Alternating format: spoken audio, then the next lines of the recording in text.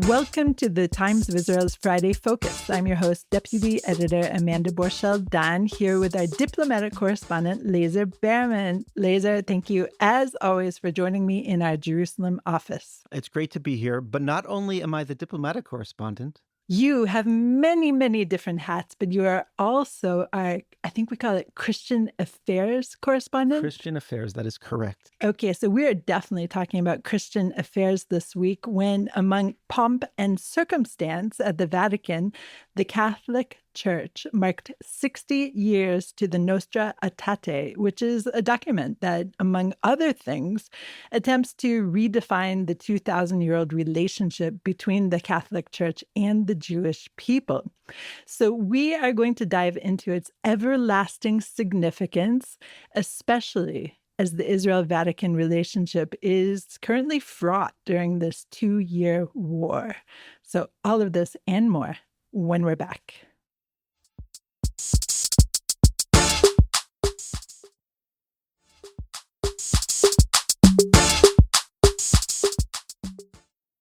I'm Amanda Borschel-Dan, here with our diplomatic and Christian affairs correspondent, Lazar Berman. Lazar, let's first begin by talking about what is this actual document, the Nostra Aetate? And I mean, just start with defining what does it mean, Nostra Aetate? Sure. Nostra Aetate means in our time. It's Latin. Now, I don't speak Latin. I just Gaelic. Yeah, Gaelic. Sorry. It's just the opening words of the document, but it kind of gives an overall flavor or theme, just like in Judaism. We have many books, works, Torah portions that are defined by their opening words. It's talking about in our time that humanity is coming together in a new way, and differences are being healed, resolved, or put aside. And of course, this is coming.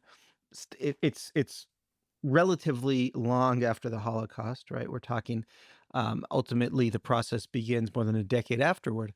But really, that is what is hovering over this desire for the Catholic Church to look anew at the world and to think about what its place is in it. Of course, the Jews, as we find ourselves in many movements and many topics, we find ourselves at the center of them, even though we don't necessarily want to be. And certainly from the beginning, the church, as it thought about itself, as it thought about revelation, as it thought about how God operates in the world, it absolutely had to deal with the question of the Jews, right? Jesus and the early Christians were Jews. And of course, the New Testament is very much rooted and is seen as by Christians as a continuation or fulfillment of the Old Testament, what we call the Tanakh. Therefore, that led to generally and mostly very anti-Jewish teachings, right? It didn't usually become genocidal, but it was certainly the official doctrine of the church was that the Jewish covenant with God is no longer valid. It's been fulfilled with the church.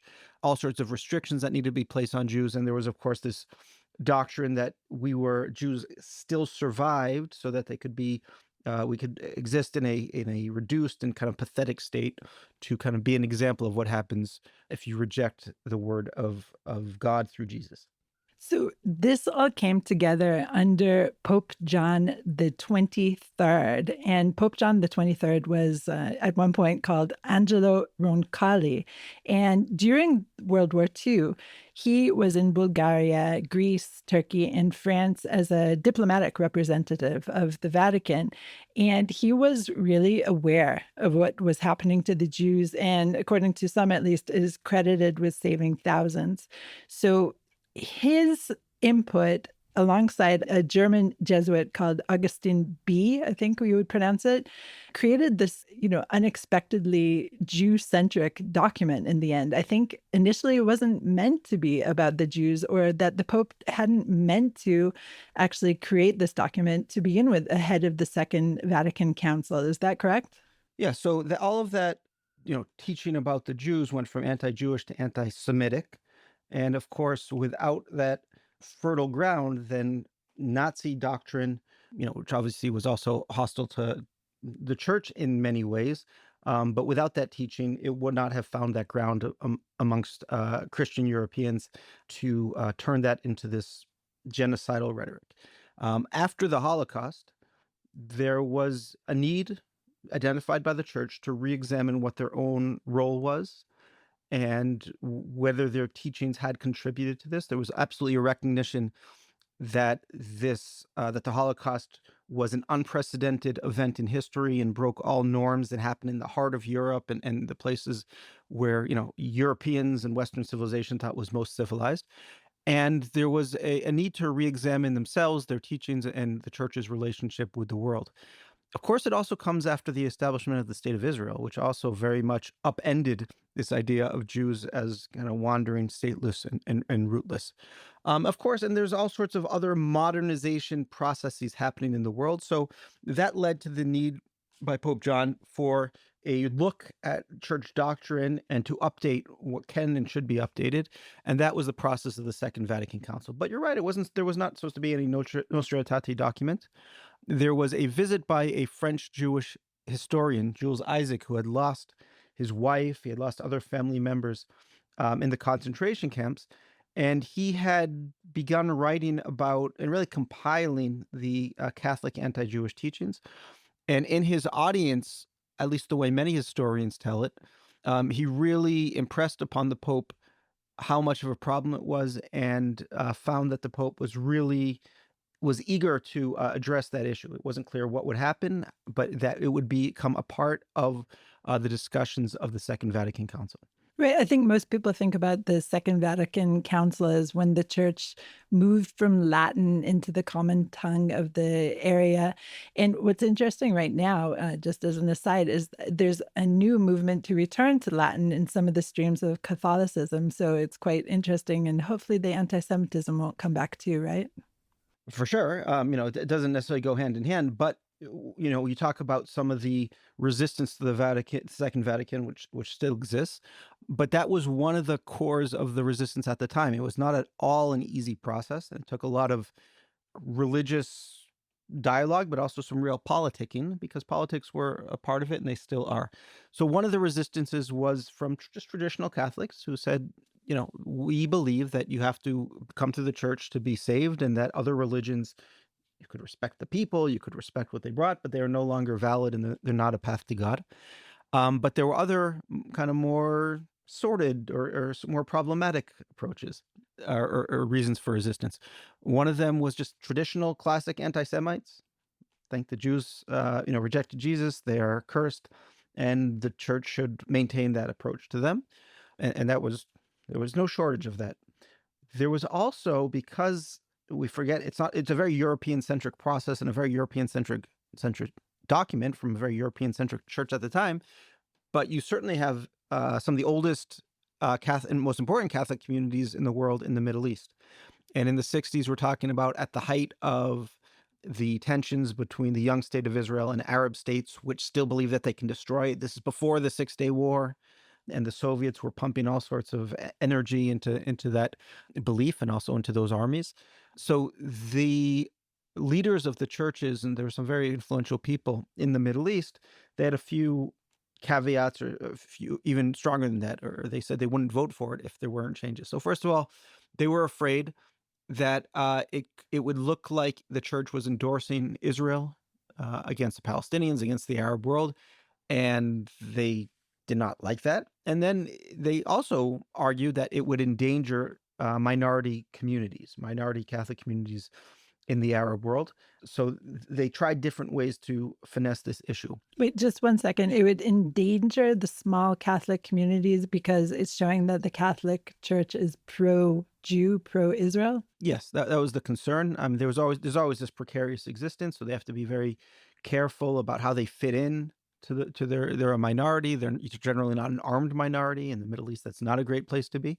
So they were always careful about how they're perceived, and always showing that they're part of the larger Arab people, that they support the Palestinian cause. That was definitely a concern, and certainly a concern in the 1960s. So that was something that they actually succeeded in pushing forward. So the document, over the course of several meetings over several years, went from something that was focusing on the relationship with the Jews to something that was focusing more broadly on the church's relationship with world religions. So if you read the document itself, it's short. It's only about 1,100 words in Latin. If you read it now, it's almost a given. It's not even interesting anymore when you read it, but that's a sign of its success. But you see that there is a mention of world religions like Hinduism and Buddhism. Section 3 talks about Islam, and then section 4 talks about Judaism. But you can still feel that the real heart of this document is the complicated relationship with Judaism, because of course Christianity doesn't have the same relationship with other religions as it does with Judaism. That's where, the early Christians were. That's it believes that every word of the Jewish Bible is from God, and it doesn't have that relationship with the other ones. And it didn't persecute these other religions, even though it fought with some of them. So that is what ended up happening. So it became a document that talks about the church's relationship with world religions in general, and the truth that they may possess within their teachings. But of course, for Jews, what was important was that what it was saying and how it changed the church's approach to the Jewish people. Do you think, Lazar, that this document had some kind of ripple effect into other branches of Christianity? I mean, I know some Protestants consider the Catholics idol worshippers, right? But there's still a lot of, sway in having a pope, somebody of that stature, pronounce certain things and, in a way, absolving the Jews of their original sin of, killing Christ. That's a huge thing for Christianity. For sure. Well, I mean, there's many non-Catholic churches which didn't even deal with those tropes at all. So if you think about some of the evangelical churches that grew up in America and have become some of the biggest churches in America and beyond, yeah, that wasn't really an issue. That wasn't something they're focusing on. But if you're looking at some of the more mainline Protestant churches in Europe, yeah, once the Catholic Church is leading on something and it's going to start calling together conferences, and you saw that this week as well, of course they're going to want to be there. They're not going to want to be the church that's not interested in interfaith dialogue and has somehow a more adversarial relationship with the Jews than the Catholic Church. So absolutely, it sets a tone, and that's a big part of the power of the Pope and the Catholic Church and the Vatican is the moral weight. And so when the Pope even just gives a speech, people pay attention. But certainly a document like this and a process like this is going to get people to notice. Okay, let's go to a short break and then we'll discuss what's happening now.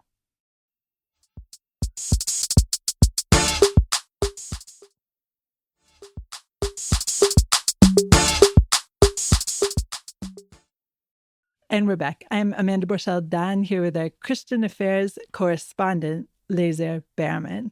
So, Lazar, let's talk about what's happening now. Let's fast forward it 58 years. 58 years. Yes, because I want to talk about the relationship between, the Jewish people, but let's say Israel and the Vatican over the course of the war. Of course, we need to remember that a new pope was inaugurated, anointed. And so we have two different popes to discuss during this so far 2-year war.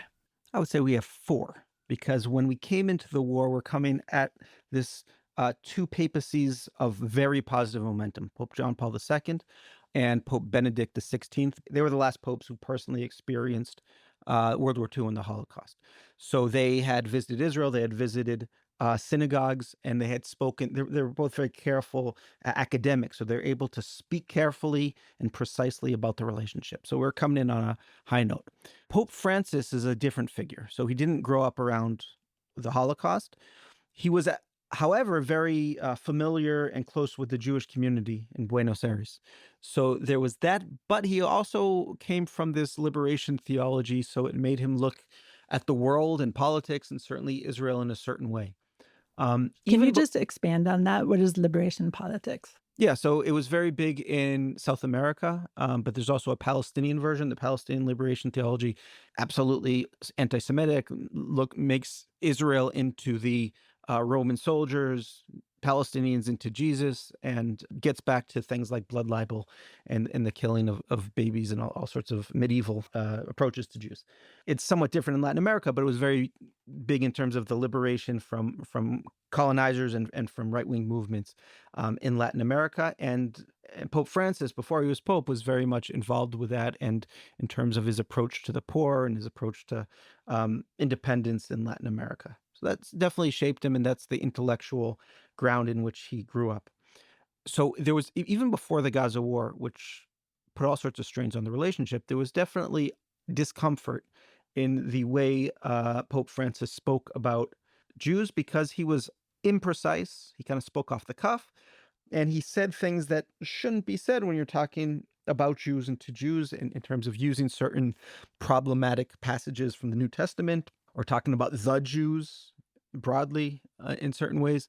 And Jews who were involved in this dialogue would approach him and ask him to, change it. And he seemed not especially receptive to that. And it kind of confused people because, on the other hand, he was quite friendly, right? So he came to Israel, visited the grave of Herzl, met Jewish leaders all the time, visited synagogues, certainly condemned anti-Semitism, but there was always problems coming up, right? So when he came to Israel, he got out in Bethlehem and stopped to pray at the wall, at the dividing wall. There's famous pictures of that concrete wall, and he's praying there.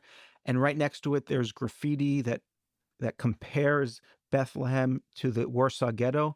That's really not the message that a pope wants to be sending, right? You're talking, of course, about the separation barrier that was constructed during the Second Intifada and really proved to reduce the number of, for example, bus bombings in For which sure. dozens were killed, but it still exists until today. Yeah. So, I mean, that ties into this criticism that the church, it's very easy for it to talk about dead Jews in the past, but when Jews today try to keep themselves from becoming future past dead Jews, that there's little sympathy for that. So that just tied in, and it certainly was not helpful. But in general, he was friendly to the Jewish community. And once Hamas invaded on October 7th, and Israel, I think, certainly all Israelis and most of the world's Jewish community recognizes that this could not be a more justified war in terms of the war itself, and or generally supportive of the way it was fought.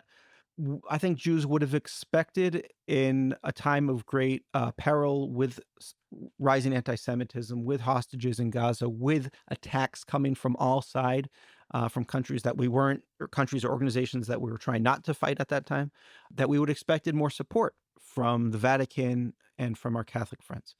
Now, there's certainly important Catholic figures who were quite supportive, but in general, it was too mealy-mouthed. There was got dangerously close to moral equivalency, kind of suggesting that Israeli attacks that kill civilians and Hamas attacks that are directed at civilians are morally equivalent. That was very problematic. And as time went on, it got more and more strained. And you had some very bad call between the Pope and President Herzog, which I think left Herzog's people kind of shocked at how bad it was. And you even had, toward the end in this interview, he was musing that, or suggesting that that people should look into whether Israel committed genocide.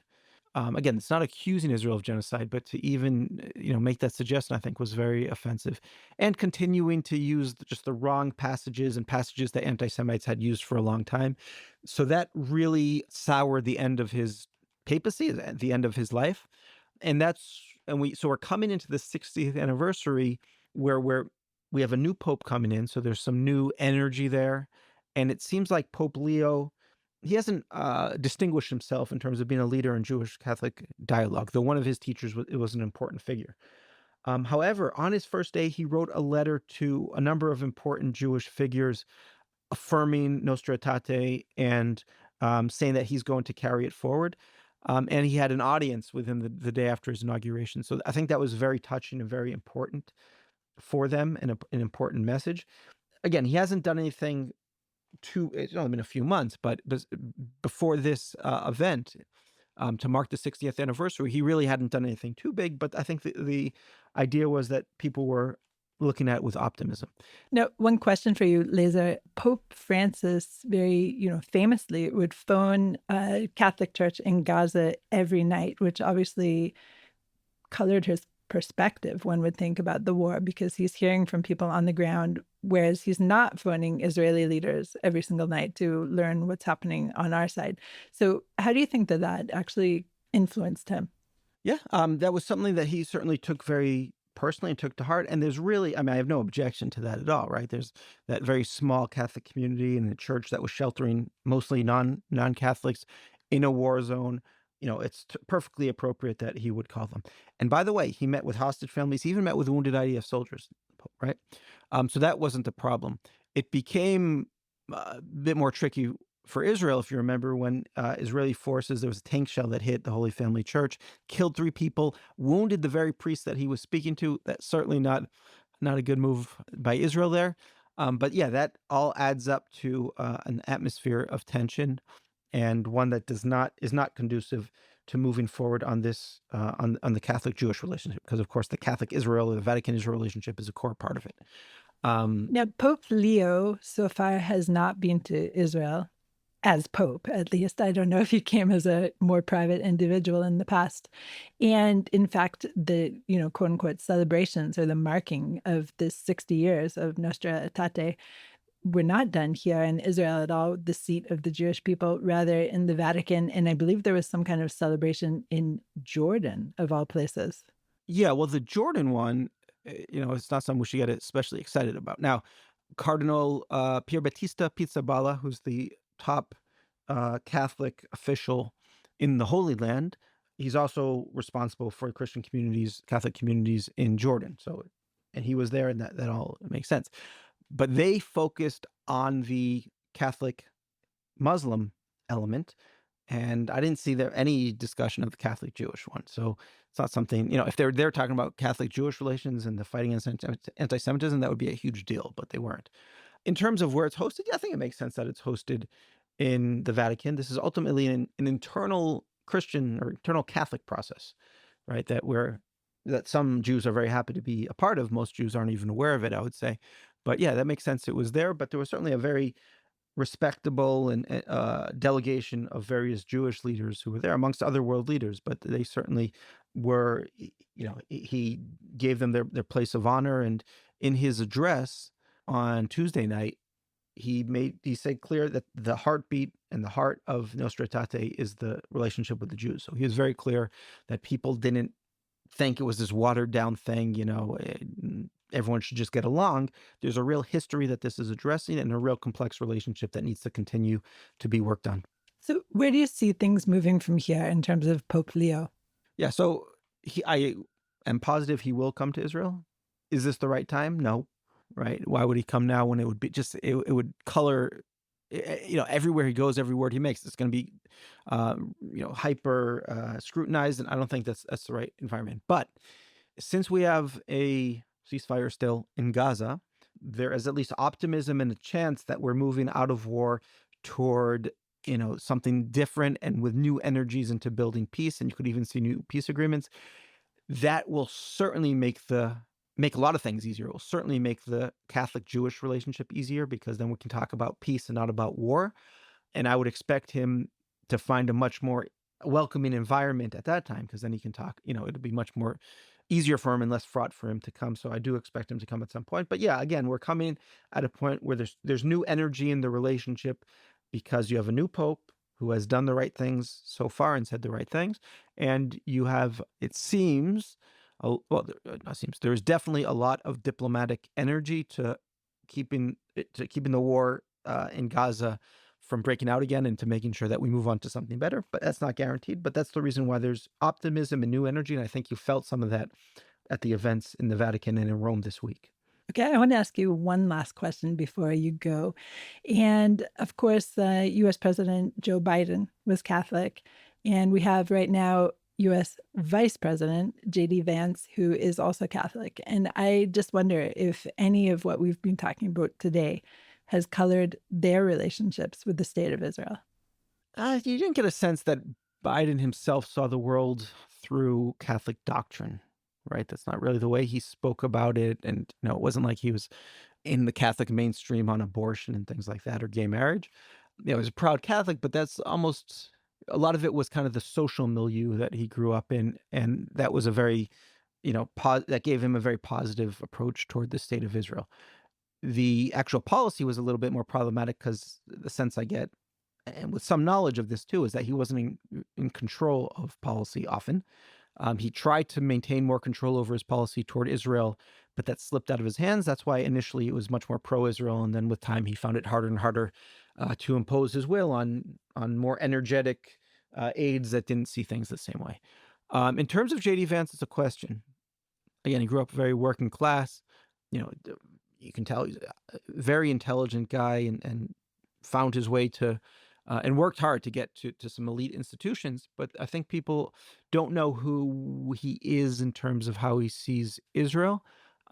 He's very close to figures like Tucker Carlson, which I'm sure everyone knows how problematic he is and the way he platforms anti-Semites and uses all sorts of anti-Semitic tropes and tries to do it in a clever way so no one can pin it on him. But I think it's pretty clear what he's doing. So that's a question. Now, when he was here, when J.D. Vance was here, he went to the Holy Sepulchre, which was very nice, and he spoke about how it was only a second trip and how his Catholic identity, made the trip more meaningful. Didn't go to the Western Wall. Does that mean anything? No, not necessarily. But he was also asked at I forget what organization, I think it was Turning Point USA, by a student, about so why is he taking money from Miriam Edelson when she conditions it on support for Israel? And isn't that just pay for play? And why would Trump take that money? And he said, no, it doesn't. Vance said this. He said it doesn't affect his policy. Trump didn't listen to pro-Israel people who wanted him to go on the ground in Iran and things like that. So he rejected that. He protected Trump, but you would have wanted him to reject the very premise that Jews are buying influence, and that's why America supports Israel. Listen, he's always said the right things since he's been vice president. He talks about the friendship, and he's seems quite comfortable to be here, and was very supportive of Israel. But there are questions, and we're really not going to know until he runs for president, which I'm sure he will, and how he reads those tea leaves. But there's definitely reason for concern within the Republican Party, and there's an intellectual fight there. And of course, once again, Jews are at the center of it. Lazar, thank you so much, as always, for joining me today. Thank you. Thanks for listening to the Times of Israel's Friday Focus. Please check out another installment next week. This episode was produced by the Podwaves. If you have any questions or comments about this or any other episode, please drop us an email to podcast@timesofisrael.com. I read every single one. Until next week, shalom.